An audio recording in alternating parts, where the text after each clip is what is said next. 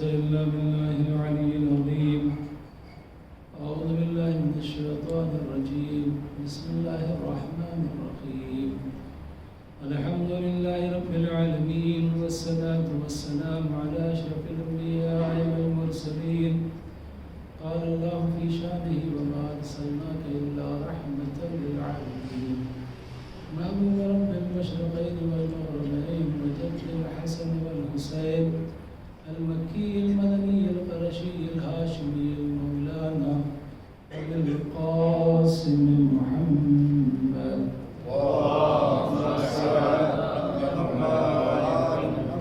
وآله الطيبين الطاهرين المعصومين المظلومين، ولعنة الله على أعدائهم وغاصب حقوقهم ومنكر فضائلهم وعظمتهم أجمعين.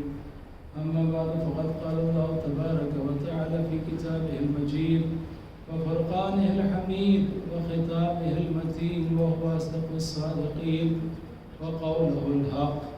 بسم الله الرحمن الرحيم. ولا تقولوا لمن يقتل في سبيل الله أموات بل أحياء ولكن لا تشعرون. صلوات محمد وعلى محمد.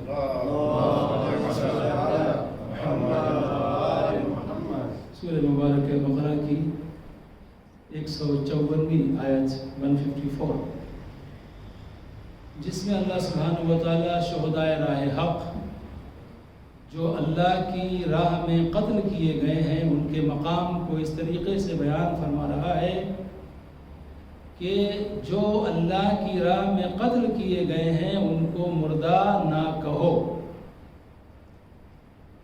وہ زندہ ہیں لیکن تمہیں اس بات کا شعور نہیں ہے۔ وہ اللہ والے تھے، انہوں نے اللہ کے لیے قتال کیا، اللہ کے لیے میدان میں آئے اپنی جانوں کا نذرانہ پیش کرنے کے لیے۔ دشمن نے انہیں قتل کر دیا تاکہ یہ مٹ جائیں، فنا ہو جائیں، ختم ہو جائیں۔ اللہ سبحانہ و تعالیٰ نے کہا تم نے انہیں اس لیے قتل کیا ہے کہ یہ مر جائیں، تم بھول گئے کہ یہ ہماری محبت میں میدان میں آئے ہیں، لہٰذا ہماری طرف سے پہلا انعام یہ ہوگا کہ اب یہ ہمیشہ زندہ رہیں گے، کبھی انہیں موت آئے گی نہیں۔ یہ بات الگ ہے کہ تم لوگوں کی سمجھ میں ان کی حیات نہ آئے۔ تو جو شہید راہ خدا ہوتے ہیں، جو اللہ کی راہ میں قتل کیے جاتے ہیں، وہ مردہ نہیں ہیں، وہ زندہ ہیں، بھلے ہی ہماری عقلیں ان کے مقام کو نہ سمجھ سکیں۔ اور اللہ نے منع کیا ہے کہ ان کو مردہ مت کہیں۔ اب دوسری منزل یہ سورہ بقرہ ہے۔ سورہ آل عمران میں وَلَا تَحْسَبَنَّ الَّذِينَ قُتِلُوا فِي سَبِيلِ اللَّهِ أَمْوَاتًا، دیکھو اللہ سبحانہ وتعالیٰ کیا کہہ رہا ہے کہ جو اللہ کی راہ میں قتل کیے گئے ہیں ان کو تم مردہ سمجھنا بھی نہیں۔ یعنی ایک ہے کہنا انہیں مردہ نہ کہو، اور ایک یہ ہے کہ ہرگز وَلَا تَحْسَبَنَّ الَّذِينَ، ہرگز ان لوگوں کو مردہ مت سمجھنا کہ جو قتل کیے گئے ہیں اللہ کی راہ میں، بل احیاء، بلکہ وہ زندہ ہیں، عند ربہم یرزقون، اور وہ اپنے پروردگار کی طرف سے رزق پاتے ہیں۔ یعنی فرق کیا ہے؟ رزق جو انسان زندہ ہوتا ہے وہ بھی اللہ کی طرف سے پاتا ہے، اور جو شہید راہ خدا ہے وہ بھی اللہ کی طرف سے رزق پاتا ہے۔ لیکن دنیا میں جو رزق پایا جاتا ہے اس کے لیے کوئی وسیلہ درمیان میں ہوتا ہے، کوئی ذریعہ بنتا ہے، لیکن یہ وہ اللہ کے اتنے مقرب ہو گئے ہیں کہ اللہ سبحانہ و تعالیٰ کی طرف سے ڈائریکٹ ان کو رزق ملتا ہے۔ بلکہ جو شہداء ہیں ان کا مقام یہ ہے، سید الشہداء امام حسین علیہ السلام، کہ آج امام حسین علیہ السلام جو ان کے ساتھی دوسرے شہداء ہیں کربلا کے، اور جو دوسرے شہداء احد کے ہوں، بدر کے ہوں، خیبر کے ہوں، جہاں بھی جس جگہ پر بھی ہوں، جو شہید ہیں وہ اللہ کی طرف سے رزق پاتے ہیں۔ لیکن امام حسین علیہ السلام وہ شہید ہیں، یا کربلا کے شہداء وہ ہیں کہ جو شہادت کے بعد خود تو رزق پاتے ہیں لیکن ان کے نام پر بے شمار لوگوں کو رزق ملتا ہے. کتنے لوگ ہیں کہ محرم کے زمانے میں، ایام اعضاء کے زمانے میں جو تبرکات بڑھتے ہیں، کتنے لوگوں کے فاقے ختم ہوتے ہیں امام حسین علیہ السلام کے اس تبرک کی وجہ سے. کتنے لوگوں کو کھانا ملتا ہے امام حسین علیہ السلام کی نیاز کی وجہ سے. اور یہ تو ڈائریکٹ وہ لوگ ہیں جو فرش عزا پر آ گئے، انہیں امام حسین علیہ السلام کے صدقے میں رزق مل رہا ہے. لیکن آپ دیکھیں کہ کتنے لوگ ہیں جو آپ تبرک بنواتے ہیں، فاتحہ بنواتے ہیں، کہیں پہ کھانا کرواتے ہیں، کتنے لوگ اس میں انوالو ہوتے ہیں. پورا سلسلہ ہے. جو ماتم نہیں کرنے والے ہوتے، رونے والے نہیں ہوتے، ان کو بھی اس کا فیض پہنچتا ہے، وہ بھی فائدہ پہنچاتا ہے. یعنی دنیا میں ایک بہت بڑا لوگوں کا رزق جو ہے، روزی اس طریقے سے امام حسین علیہ السلام کے غم کے ساتھ جڑی ہوئی ہے.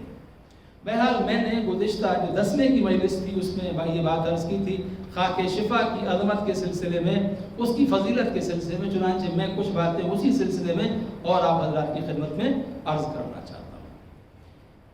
شہید کا مرتبہ کتنا بلند ہے کہ ہر انسان کا خون نجس، لیکن شہید کا خون پاک. ہر انسان کو غسل کی ضرورت ہے، لیکن شہید کو غسل کی ضرورت نہیں. بہت سارے مقامات ہیں. لیکن اب جو ایک امام حسین علیہ السلام جو ہے وہ کون ہے؟ سید الشہداء، سالار شہیدان، تمام شہیدوں کے سردار. تو امام حسین علیہ السلام کا مرتبہ کیا؟ مرتبہ تو بہت بڑی بات ہے، لیکن 4 اسپیشل اللہ سبحانہ و تعالیٰ کی طرف سے چیزیں امام حسین علیہ السلام کو ملی. 4 چیزیں. یہ امام محمد باقر علیہ السلام، امام جعفر صادق علیہ السلام، دونوں اماموں نے صحیح روایت کی. 4 خوبیاں کیا ہیں؟ پہلی خوبی یہ ہے کہ اللہ سبحانہ و تعالیٰ نے نسل امامت کو امام حسین علیہ السلام، امامت کو نسل امام حسین علیہ السلام میں رکھا. یہ تیسرے امام ہیں. اس کے بعد جو 9 امام ہیں سارے کے سارے امام حسین علیہ السلام کی نسل میں. دوسری منزل کیا ہے؟ دوسرا مقام یہ ہے امام حسین علیہ السلام کا کہ امام حسین علیہ السلام کے حرم کو اللہ سبحانہ و تعالیٰ نے قبولیت دعا کی جگہ قرار دیا ہے، جہاں دعائیں مستجاب ہوتی ہیں کہ جو دعا کرو اگر تمہارے حق میں بہتر ہوگی، مسجد پروردگار ہوگی، تو اللہ سبحانہ و تعالیٰ اس دعا کو ضرور قبول کرے گا. تیسری چیز کیا ہے؟ تیسری چیز یہ ہے کہ تربت حسین علیہ السلام میں اللہ سبحانہ و تعالیٰ نے شفا رکھی. تربت جو ہے عربی زبان میں مٹی کو کہتے ہیں، خاک. تو امام حسین علیہ السلام کی جو قبر مبارک ہے، بلکہ حرم کی، اور روایات پھر اس میں اور بڑھتی ہیں کہ اتنا اتنا اتنا، آخر میں یہ کہ پوری کربلا کی مٹی جو ہے وہ خاک شفا ہے.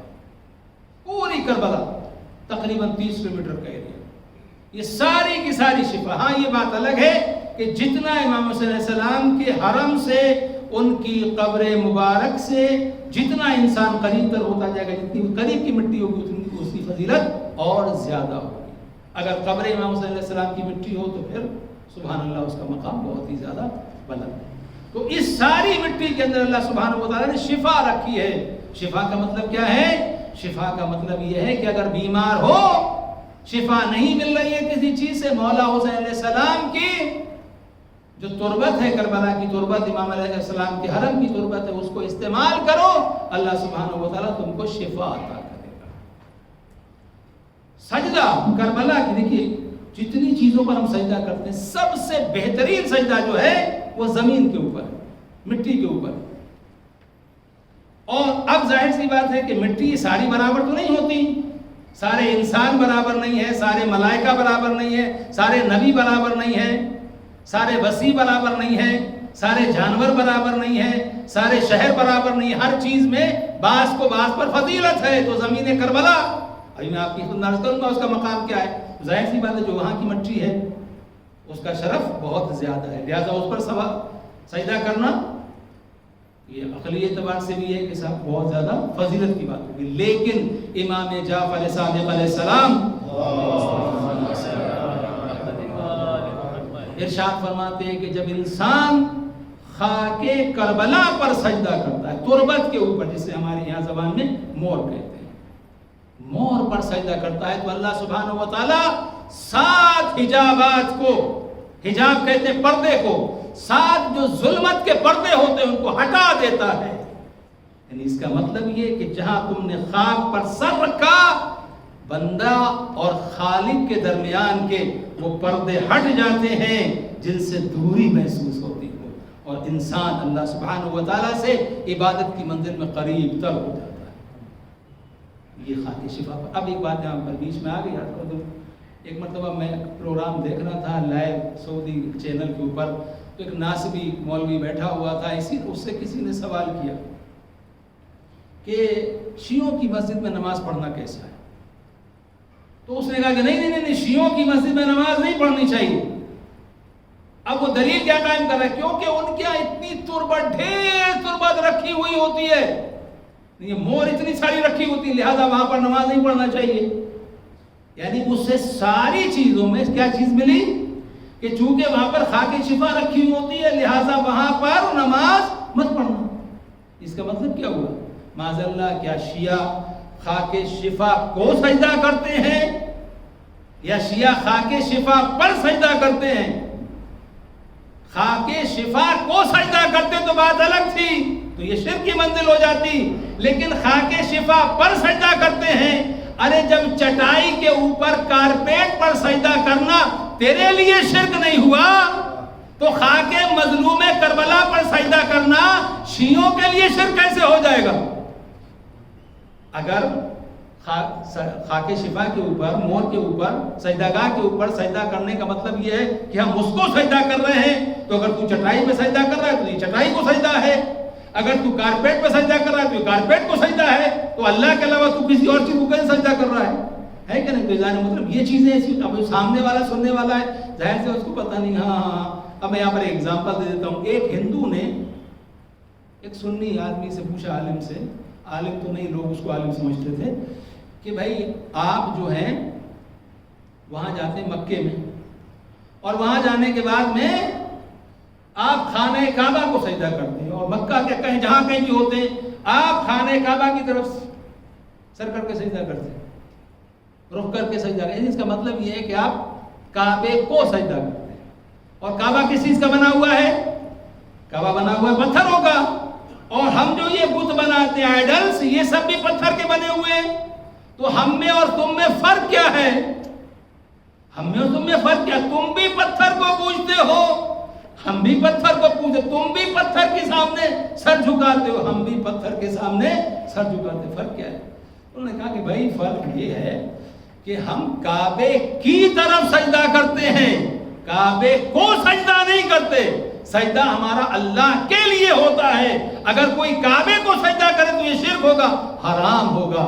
یہ مسلمانوں میں اتحاد پیدا کرنے کے لیے، یونٹی پیدا کرنے کے لیے اللہ سبحانہ و تعالیٰ نے کعبے کو قبلہ قرار دیا ہے کہ ساری دنیا کا جو بھی مسلمان ہو، جب نماز کا وقت ہو، جب وہ اللہ اکبر کہے تو ہر ایک کا رخ ایک ہی طرف ہو، اور وہ بیت اللہ ہے۔ تو ہم کعبے کو سجدہ نہیں کرتے، کعبے کی طرف سجدہ کرتے۔ ارے جب کعبے کی طرف سجدہ کرنا شرک نہیں ہے تو پھر خاک شفا پر سجدہ کرنا گناہ کیسے ہو سکتا ہے؟ صلوات بر محمد و آل محمد۔ تو میں جلدی سے آگے بڑھ جاؤں آپ کی خدمت میں کہ یہ جو خاک شفا ہے اس کی فضیلتیں کیا ہیں۔ یہ سجدے کی عظمت اتنی زیادہ ہو جاتی ہے، میں نے کہا 7 حجاب، 7 پردے جو ہیں وہ ہٹ جاتے ہیں ظلمات کے۔ یہ خوف کو دور کرتی ہے خاک شفا، لہٰذا اپنے پاس رکھنا اس کا۔ روایات میں بہت سارے معصومین نے روایت کی کہ اپنے پاس خاک شفا رکھو۔ اور دوسری بات جو میں نے عرض کی تھی کہ اگر آپ کے ہاتھ میں خاک شفا کی تسبیح ہو، آپ ذکر کرنا بھول بھی جائیں تب بھی وہ تسبیح خود بخود، وہ تسبیح خود اللہ سبحانہ و تعالیٰ کی تسبیح کرتی ہے، ذکر کرتی ہے۔ اس کے علاوہ آپ کو امام رضا علیہ السلام امام علیہ السلام کا طریقہ یہ تھا کہ سفر میں جاتے تھے تو سامان کے ساتھ میں خاک شفا رکھتے تھے حفاظت کے لیے۔ اس سے علم میں اضافہ ہوتا ہے، خاک شفا سے بیماریاں دور ہوتی ہیں، بہت سارے اس کے فائدے ہیں، اور یہاں تک کہ مرنے والے کے کفن میں بھی خاک شفا کو رکھا جاتا ہے۔ لیکن امام زمانہ عجل اللہ تعالیٰ فرج الشریف، امام سے دریافت کیا گیا کہ مرنے والے کے کفن میں خاک شفا کا رکھنا کیسا؟ امام نے کہا بہت اچھا ہے، امام نے اس کی فضیلت بیان کی، لیکن امام نے فرمایا کہ اس بات کا خیال رکھیں کہ توحید تربت نہ ہو، یہ بہت ضروری ہے۔ خاک شفا کا ساتھ میں رکھنا ہم رکھ لیں، لیکن ہم کیسے رکھیں؟ انشاءاللہ اگر وقت نے ساتھ دیا تو میں اس کے سلسلے میں بات کروں گا کہ اس کا احترام ہمارے اوپر بہت زیادہ لازم ہے کہ ہم اس کا احترام کریں، اسے ایسی جگہ پر نہ رکھیں جس سے اس کی توہین ہو۔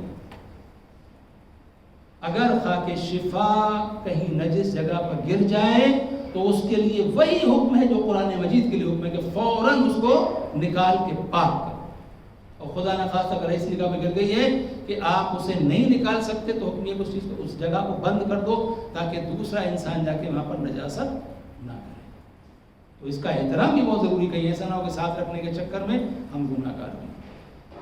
تو عزیزان محترم، یہ جو خاک شفا کی منزل ہے، اس میں شفا بیماروں کے لیے شفا۔ محمد بن مسلم مدینے آئے، امام محمد باقر علیہ السلام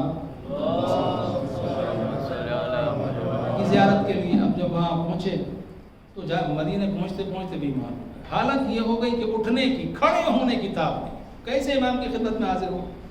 اچھا، اگر امام صرف وہی ہم میسج بھیجیں، ہم پیغام بھیجیں، مولا ہم بیمار ہیں، اس کے بعد امام ہمارے بارے میں سوچ رہے امام ہی کیسا، چاہنے والا اتنی دور سے چلا جائے، امام کو پتہ نہ چلے، اب آ گئے پڑے ہوئے، اتنی بری حالت ہے۔ امام علیہ السلام نے اپنے خادم کو بھیجا، غلام کو، اور غلام آیا اور اس کے ہاتھ میں کوئی شربت تھا۔ شربت کا مطلب عربک میں جو شربت کا ڈرنک، کوئی ڈرنک پینے کی کوئی چیز، تو وہ لے کے آیا، اس کو اوپر سے ایک کپڑے سے، رومال سے ڈھکا ہوا تھا، اور وہ آیا، اس نے کہا محمد مسلم، یہ امام علیہ السلام نے تمہارے لیے شربت بھیجا، اس کو پی لو۔ اور امام نے فرمایا ہے کہ اسے پی کے فوراً میرے پاس آؤ۔ وہ کہتے ہیں کہ مجھ میں کھڑے ہونے کی طاقت نہیں، اور امام یہ حکم دے رہے کہ فوراً چلے آؤ، اور امام نے، غلام کہتا ہے امام نے یہ بھی کہا ہے کہ اپنے سامنے پلا کے آنا۔ دیا، انہوں نے پیا، بڑا وہ ذائقے دار بھی اور خوشبو بھی اور بہت ہی شیریں، بہت اچھا لگا، انہوں نے پی لیا۔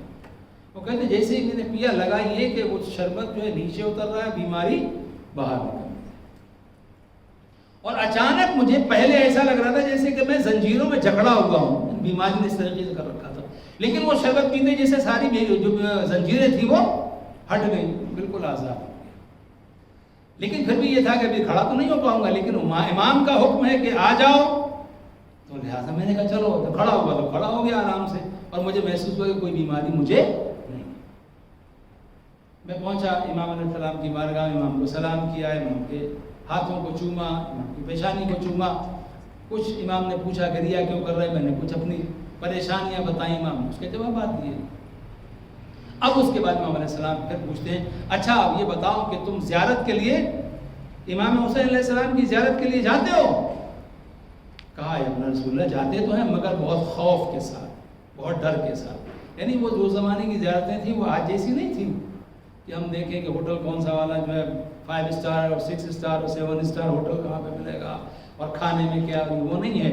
وہاں اس وقت سب سے بڑی چیز یہ تھی کہ زندہ پہنچ جاؤ، زندہ واپس آ جاؤ، یہ بہت بڑی بات ہے۔ کوئی زیارت کے لیے جائے، زندہ واپس آ جائے، بڑی بات ہے، کیونکہ راستے میں لوگ قتل کر دیتے تھے۔ کربلا کے اندر بھی خود جو ہے، خود مولا حسین علیہ السلام کی قبر کے نشان کو کتنی کوشش کی مٹانے کے لیے، وہ ایک الگ پوری مجلس ہو جائے گی۔ لہذا تو لوگ جاتے ڈرتے ہوئے جاتے تھے، کسی کو معلوم کہ ہمارے برابر میں کوئی ناس بھی ہے، دشمن ہے، اس کو معلوم نہ ہو جائے، چپکے سے جاؤ اور زیارت کر کے آ جاؤ، راستے میں کسی کو پتہ نہ چلے۔ تو مولا جاتے ہیں بہت خوف کے ساتھ۔ امام نے فرمایا کہ جو شخص جتنی خوف اور ڈر کے ماحول میں امام حسین علیہ السلام کی زیارت کرے گا، اتنا ہی اسے ثواب زیادہ ملے گا، اور جو دنیا میں امام حسین علیہ السلام کی زیارت خوف کے عالم میں کرے گا، روز محشر اس کے لیے کوئی خوف نہیں۔ پھر امام فرماتے ہیں اچھا یہ بتاؤ کہ جو ہم نے تمہارے لیے شربت بھیجا تھا وہ تمہیں کیسا لگا؟ کہ مولا بہت خوش ذائقہ تھا، بہت ٹیسٹی، بہت لذیذ تھا، اور پیتے ہی میری ساری بیماری دور ہو گئی۔ واقعی اللہ سبحانہ و تعالیٰ نے ہم پر احسان کیا ہے کہ ہمیں آپ جیسا امام عطا کیا ہے، بیماری دور ہو گئی۔ کہ تمہیں معلوم ہے وہ شربت کس چیز کا تھا؟ کہ نہیں مجھے تو نہیں معلوم۔ امام علیہ السلام نے فرمایا وہ شربت ہم نے اپنے جد مولا حسین علیہ السلام کی قبر مبارک کی تربت سے بنایا تھا، خاک شفا سے بنایا تھا۔ اور اس خاک کی خصوصیت یہ ہے کہ جب اس کو کوئی مومن پیتا ہے اللہ سبحانہ و تعالیٰ اس کی بیماریوں کو شفا میں تبدیل کر دیتا ہے، تو ٹھیک ہو جاتا ہے۔ تمہیں بھی شفا مل گئی۔ پھر اور باتیں آگے بڑھی، اس کے بعد میں کہا کیا تم یہ چاہو گے کہ تم تربت لے کے جاؤ؟ کہا امام نے کہا کہ نہیں، لیکن تربت اٹھانے کے بھی کچھ آداب ہیں، کچھ طریقے ہیں، اور اس میں یہ فرمایا کہ لوگ تربت کو اٹھا لیتے ہیں اور اس کو ایسے ہی لے کے چل دیتے ہیں۔ نتیجہ یہ ہوتا ہے کہ انہیں معلوم بھی نہیں ہوتا ہے دوسری جو مخلوقات اللہ سبحانہ و تعالیٰ کی جنات وغیرہ وہ اس تربت سے فیض حاصل کر لیتے ہیں، اور اس تک پہنچتے پہنچتے اس کا اثر ختم ہو چکا ہوتا ہے۔ لہٰذا تربت کو اٹھاؤ، پہلے اٹھانے کے بعد اس کو چومو، اس کے بعد اسے اپنی آنکھوں سے لگاؤ، پھر اسے اپنے بدن سے مس کرو، اور پھر اس خاک کو کچھ آیات وغیرہ کا تذکرہ بھی ہے کہ آیات بھی پڑھو، بعض روایات میں، یہاں پر بہرحال ان آیات کا تذکرہ نہیں ہے۔ تو اس کے بعد میں اس کو بند کر لو تاکہ جو جنات وغیرہ میں دوسری چیز جو اور مخلوقات ہیں وہ لوگ اس سے تم سے پہلے فائدہ حاصل نہ کر سکیں۔ اس کو بند کر کے لے جاؤ، اور خبردار اگر تم تربت لے کے جاؤ، کس چیز میں لے کے جاؤ گے؟ کہا میں اپنے کپڑوں کے اندر رکھ کے لے جاؤں گا۔ امام علیہ السلام فرمایا نہیں، تو بہتر ہے کہ تم تربت لے کے نہ جاؤ، یہ جو شربت ہے جب تک یہاں پر ہے اس کو اور پی لو۔ یعنی اس کا مطلب یہ ہے کہ خاک شفا تو ہمارے لیے ہے، لیکن اس کا احترام کرنا بھی ہمارے لیے بہت ضروری ہے، ہم اس کا احترام کریں، چونکہ اس کی نسبت مولا حسین علیہ السلام کی طرف ہے، لہٰذا اس کا احترام کرنا مولا حسین علیہ السلام کا احترام کرنا ہے۔ صلوات محمد و علی محمد۔ عزیزان محترم، ایک ایمبیسڈر ہے، سفیر، جسے برٹش گورنمنٹ نے بھیجا ہے ایران، صفوی حکومت ہے وہاں پر۔ اب جب وہ وہاں پہنچا تو یہ شخص جو ہے یہ بہت سارے علوم کا ماہر، اسٹارز کا علم جفر اور بہت سارے علوم کا ایکسپرٹ۔ تو اس کی کیفیت کیا ہے کہ اگر کوئی انسان اس کے پاس آتا ہے تو اسے وہ یہی بتا دیتا ہے کہ تم کیا کھا کے آئے ہو، تم کہاں سے آ رہے ہو، کل کا تمہارا پلان کیا ہے، وہ ساری باتیں بتا دیتا تھا۔ بھیجا کیوں گیا تھا؟ کہ تاکہ تم جاؤ اور مسلمانوں سے یہ پوچھو کہ تمہارا دین سچا ہے، اس کی سچائی کے اوپر تمہارے پاس دلیل کیا ہے، یہ تمہارا دین سچا ہے۔ اب یہ دلیل تو بعد میں ہوگی، جو آیا اس نے آنے کے بعد ہی شروع کیا لوگوں کو بتانا۔ اب یہ ایک ویکنس ہوتی ہے اکثر لوگوں کی کہ کوئی اگر بتانے لگے کہ تمہارا یہ ہونے والا ہے، یہ ہونے والا ہے، ہاتھ دیکھنے والا تبلیغ آدمی ہاتھ آگے کر دیتا ہے، ہمارا بھی دیکھ لو کیا ہونے والا ہے۔ اب وہ جو باتیں بتا رہا ہے سچی ہے، تم یہ کھا کے آئے ہو، تمہارا یہ ہے، تمہارا یہ ہے، تو لوگوں کے تھوڑے سے، وہ تو کرسچن تھا، مسیحی تھا، تو لوگوں کے دماغ میں یہ کیا مسئلہ ہے۔ کئی دن گزر گئے، اب دلیل پیش کرنا ہے کہ دین اسلام دین حق ہے۔ تو اس زمانے میں آغائے فیض کاشانی تھے، ان کو بلایا گیا، اصفہان کا یہ واقعہ ہے، اور ان سے کہا گیا کہ آپ اسلام کے حق ہونے کی دلیل پیش کریں۔ وہ آئے، اور آنے کے بعد انہوں نے سلام دعا ہوئی، سفیر کو دیکھا، اس کے بعد میں کہا بادشاہ تھے کہ بھئی میں اس سے مباحثہ کرنے کو تو تیار ہوں، دین کی حقانیت کو ثابت کرنے کو تیار ہوں، لیکن کوئی میرے سامنے عالم ہوتا تو مزہ آتا بات کرنے کا۔ یہ تو مجھے کچھ لگ نہیں رہا ہے کچھ پڑھا لکھا آدمی زیادہ ہو۔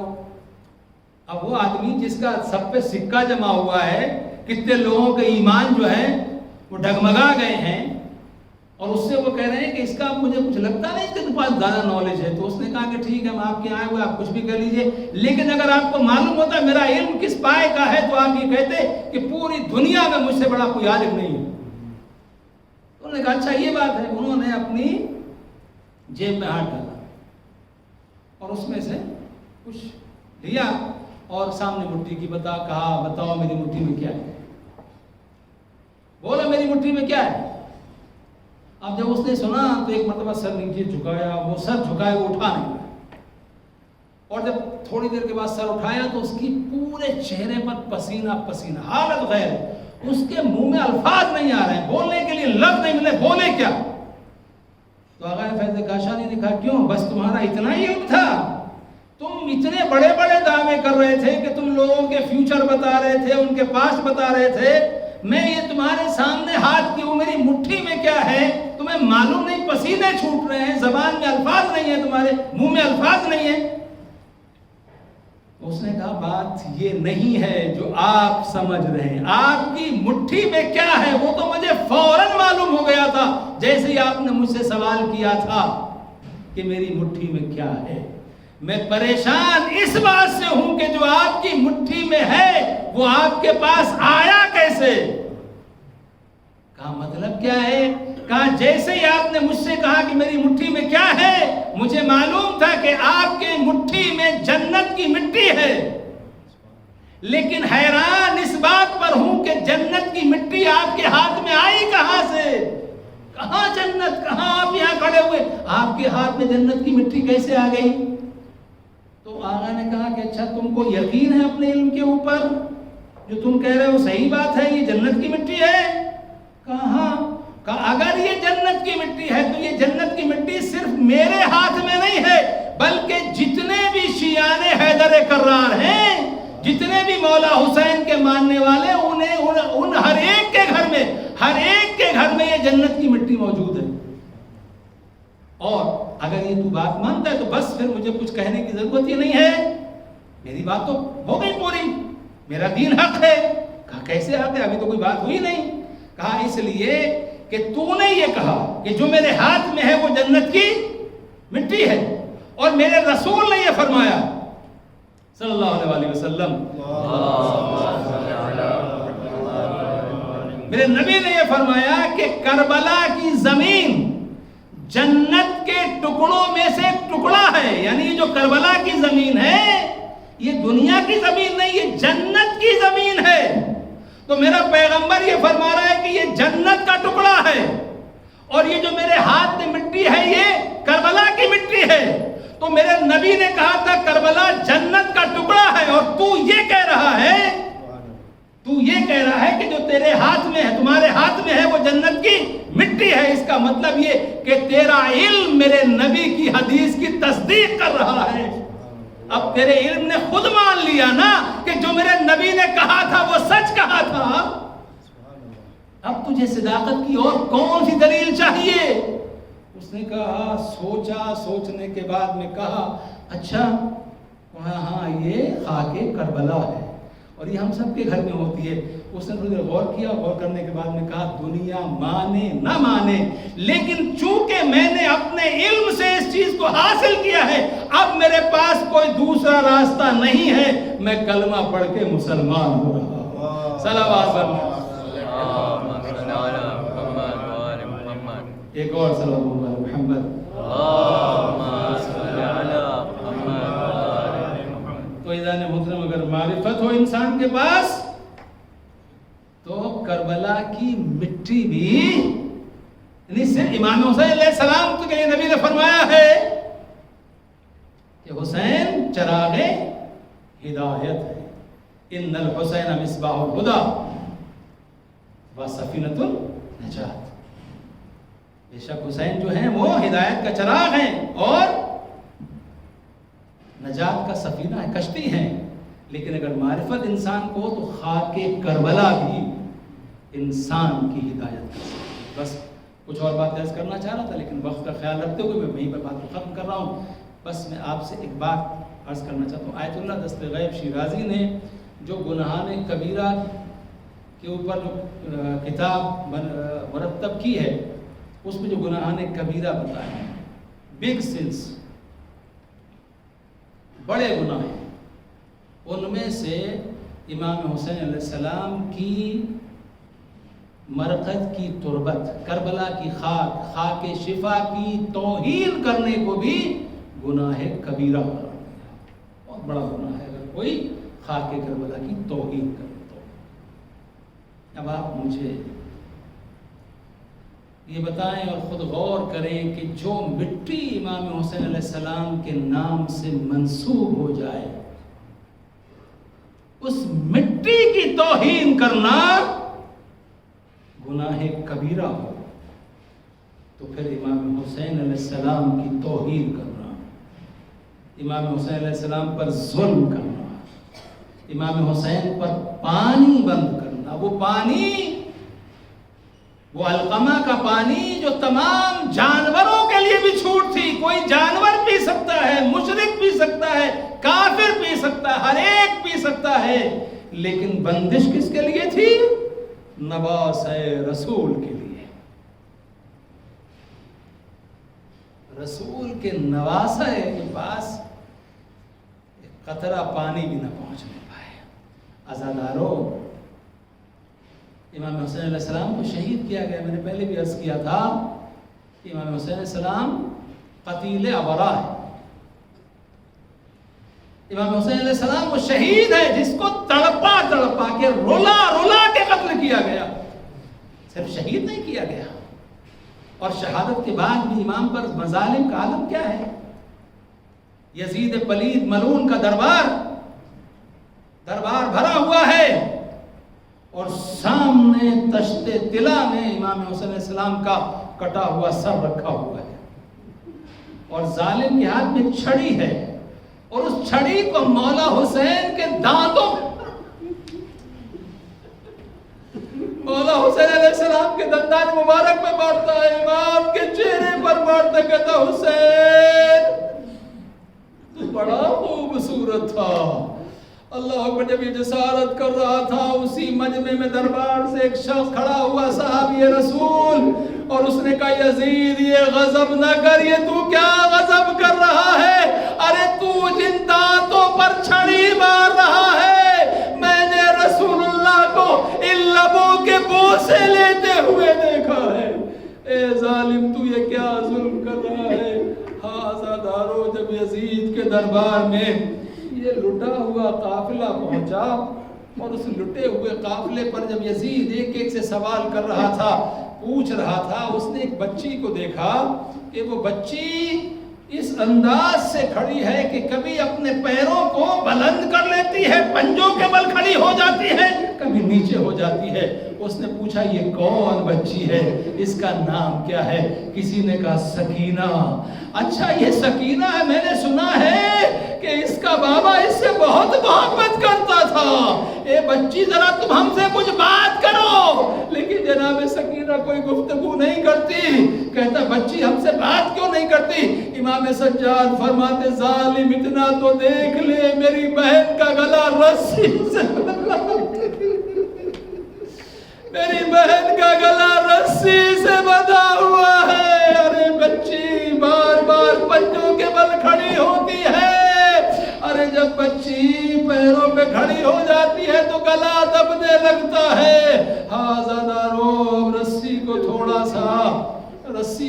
سا ڈھیلا کیا گیا، اور اس کے بعد پھر جناب سکینہ سے کہتا ہے سکینہ میں نے سنا ہے کہ تمہارا بابا تم کو کھجوریں کھلایا کرتا تھا، تم کو کھجوریں بہت پسند ہیں، اے سکینہ کھجوریں کھاؤ گی؟ جناب سکینہ نے کوئی جواب نہیں دیا۔ ظالم نے تشت کو آگے بڑھایا، لے بچی کھجوریں کھا لے۔ اب جب تشت کو کھولا گیا کیا دیکھا؟ مولا حسین کا کٹا ہوا مولا حسین کا کٹا ہوا سارے بچی سے کہا جا رہا ہے سکینہ کھجوریں کھا لو۔ ارے بچی تڑپ گئی، بابا یہ آپ کی کیا حالت کر دی گئی؟ اے بابا آپ کو اس طریقے سے شہید کر دیا گیا۔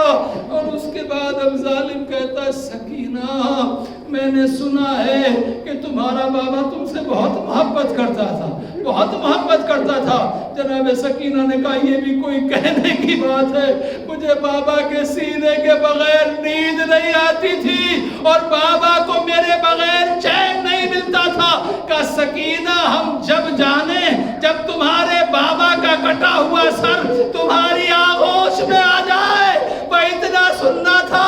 ارے سکینہ نے جلے ہوئے کرتے کے دامن کو پھیلایا، بابا یزید آپ کی اور میری محبت کا امتحان لے رہا ہے، بابا آ جائیے۔ سر حسین بلند ہوا، سکینہ کی آغوش میں آیا، بچی نے رخسار پر رخسار رکھا۔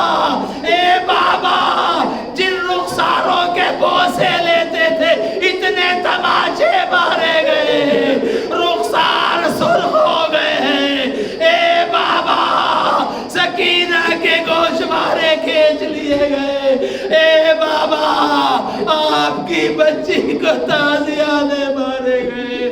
بابا پھوپھیا ننگے سر ہے۔ اے بابا بالوں سے